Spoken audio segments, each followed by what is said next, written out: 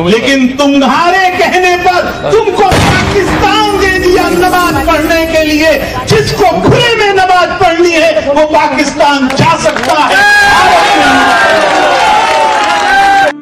अस्सलामु अलैकुम वरहमतुल्लाहि वबरकातुहू। मोहतरम नाजरीन, स्क्रीन पर ये जो जगह आपको दिखाई दे रही है, ये वो जगह है जहाँ पर मुसलमान सालहा साल से जुमा की नमाज अदा किया करते थे,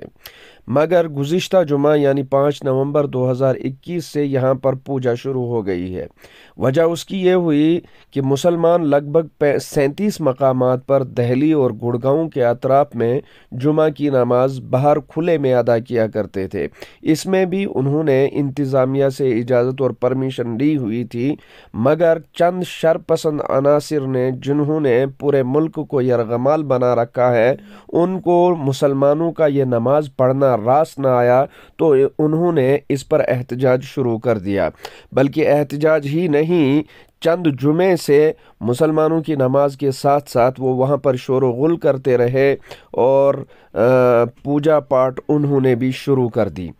और इंतज़ामिया से मुतालबा किया कि मुसलमानों को खुले में नमाज न पढ़ने दी जाए, जिस पर मुसलमानों ने इस बात का एतराफ़ किया कि मुसलमान अमन चाहता है, मुसलमान किसी फसाद और फितने का कायल नहीं है। उन्होंने खुद ही नमाज को छोड़ दिया क्योंकि संघी लोग वहाँ पर जमा हुए थे और वो चाहते थे कि मुसलमान अगर यहाँ पर आज आ गए तो एक फितने फसाद का मौका मिल जाएगा, मुल्क में नफ़रत फैलाने का मौका मिल जाएगा।